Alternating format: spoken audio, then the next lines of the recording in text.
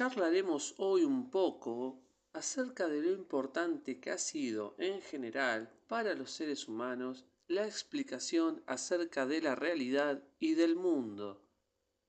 Pero sobre todo aprovecharemos también para conversar un rato acerca de los primeros filósofos de la historia, es decir, de todos aquellos representantes de la conocida escuela jónica procedentes de Mileto. En este caso, conversar acerca de los pensadores jónicos implica inmediatamente conversar acerca del nacimiento del logos, es decir, del pensamiento racional. La razón, empleada aquí como un método explicativo de los fenómenos del mundo, caracterizada por la especulación contemplativa, le permitió a todos estos pensadores procedentes de Mileto, muchos siglos antes de Cristo, crear un método de investigación que a su vez les permitiera elaborar una serie de hipótesis con el único objetivo de resolver el problema cosmológico.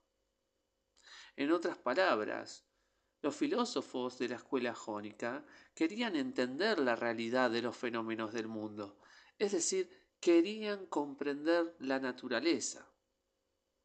A partir de lo cual podemos decir, sin temor a equivocarnos, que los primeros filósofos establecieron los axiomas fundamentales de una filosofía de la naturaleza. Y su primer objeto de estudio no fue otro más que el entendimiento y la explicación del cosmos, entendido como una realidad natural circundante. Para estos primeros filósofos del pensamiento griego clásico, el entendimiento de lo que existe es lo más importante de todo, incluso aún más importante que la formulación de la pregunta acerca del ser y del hombre. Los jónicos comprendieron que si lograban hallar los principios que le permitían explicar la naturaleza, también les permitiría comprender la esencia del ser humano y del resto de las cosas que existen dentro del cosmos, es decir, de la realidad concreta dentro de un mundo sensible. Un mundo sensible que es material, absolutamente asequible a la observación inmediata. Para estos primeros pensadores procedentes de la antigua Jonia clásica, la realidad del mundo circundante, es decir, la naturaleza, puede ser explicada a través de un principio fundamental. Por lo tanto, la tarea del filósofo consistiría, en este caso, en llevar a cabo una investigación racional para descubrir dicho principio, aquel principio que funcionaría como una unidad estructural y constitutiva del universo natural inmediato. Tal principio vendría a ser considerado como causa constitutiva del ser y como una ley que regularía el devenir de todas las cosas que son. Ahora bien, por otra parte, para estos primeros pensadores griegos, la naturaleza es completamente dinámica, por lo que siempre se encuentra en un constante movimiento, caracterizado por infinitas transformaciones y cambios. El ser existe de acuerdo a una serie de cambios que conforman la naturaleza de su devenir dentro del mundo sensible. Dicho mundo sensible está conformado por la sustancia, que no es otra cosa más que la materia de la que estarían constituidas todas las cosas que existen. Bien, de lo expuesto hasta aquí se pueden desprender dos conceptos fundamentales. Primero, la physis, lo cual se refiere al carácter activo y dinámico de la naturaleza material. Segundo, el hilozoísmo, el cual explica que el principio sustancial le otorgaría al mundo natural las características que lo transformarían en una totalidad viviente, repleta de continuas transformaciones y movimiento.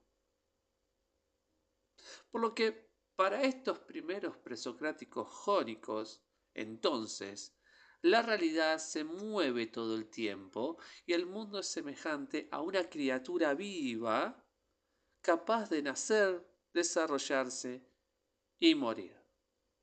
La sustancia nunca está quieta. Bien, el fundador de la escuela jónica no fue otro más que Tales, creador del pensamiento racional y procedente de Mileto, considerado como uno de los 7 sabios.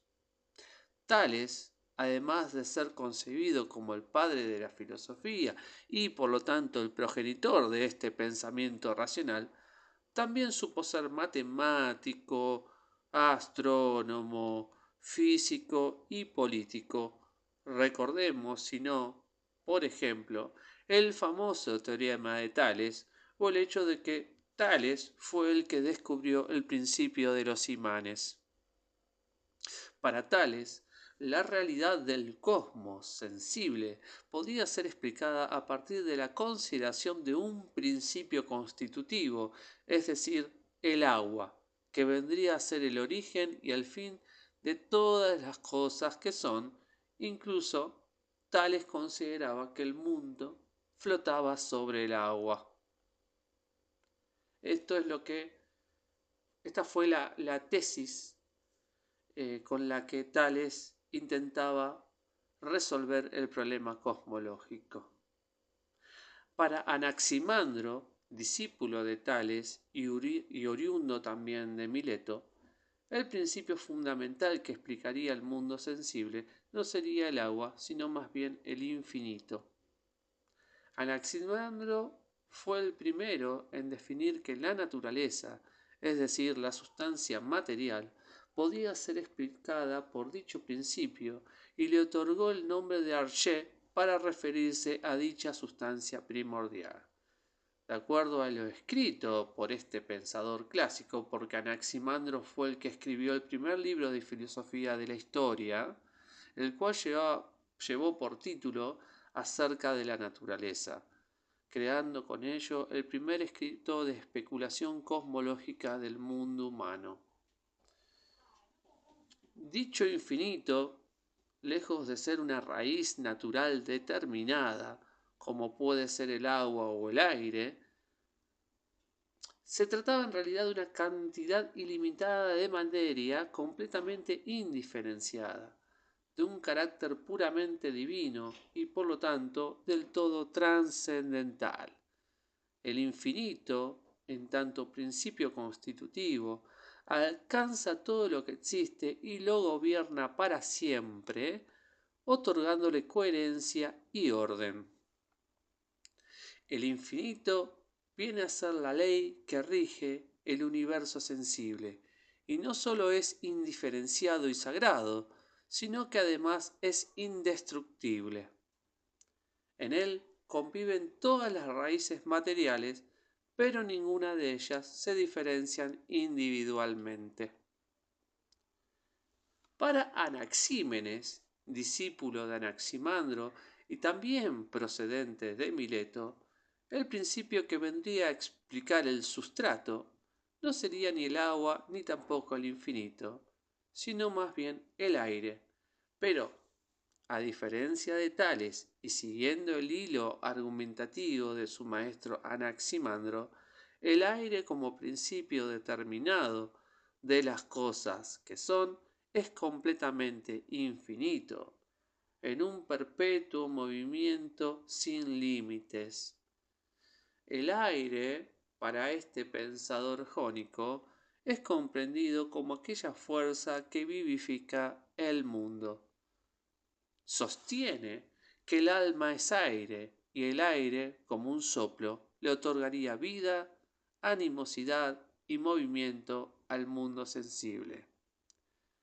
Todas las cosas surgen del aire incluso los dioses inmortales. Por último, para Heráclito, procedente de Efeso y no de Mileto, el cual recibe el apelativo de el oscuro, sobre todo por la prosa extraña de su literatura difícil, intrincada, el mundo viene a ser un flujo perpetuo caracterizado por un movimiento interminable y cuya naturaleza sólo puede ser explicada por la existencia de un principio fundamental, en otras palabras, el fuego. Pero en este caso, este pensador griego no considera el fuego en sentido corpóreo, sino que se refiere a un fuego inmaterial. Se trata de un principio activo, inteligente y creador. Bien, hemos expuesto hasta aquí, y a grandes rasgos, la manera en que los primeros filósofos de la historia intentaban abordar el problema cosmológico y por tanto la explicación de la realidad. Si se observa detenidamente, estos pensadores jónicos solo tenían en cuenta el aspecto material del universo sensible, y sus instrumentos no fueron otros más que el ejercicio del pensamiento racional, es decir, el logos y la observación. Lo cual me hace reflexionar acerca de la manera en que nosotros nos encontramos actualmente abordando, o no, la realidad del mundo.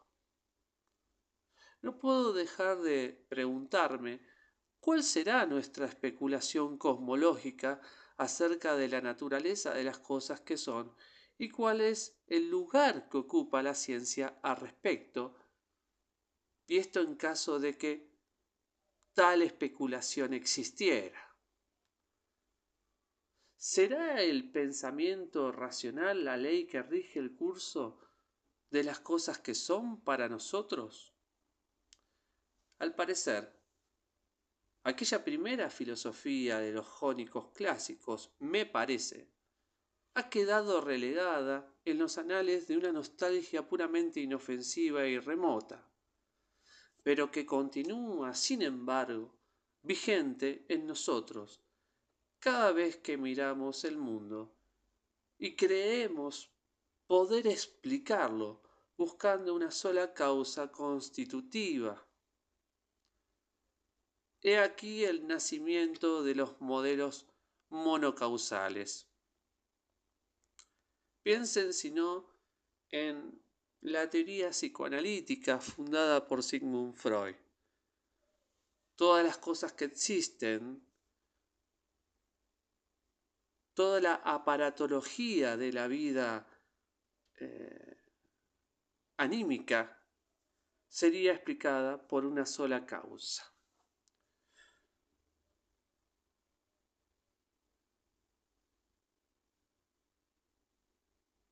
Es por eso que, después de todo, quién sabe, tal vez el mundo no tenga que ser explicado por nosotros, porque el mundo de la naturaleza sensible quizá sea más grande que nuestra conciencia lingüística, y todas sus palabras y todos sus conceptos abstractos, sino más bien todo lo contrario. Quizá la naturaleza nos termine explicando a nosotros como especie, y que dicha observación nos lleve a contemplarla, no solo con los ojos abiertos, sino con el resto de todos los sentidos y también con nuestra inteligencia. No una inteligencia que define, sino una inteligencia que escuche,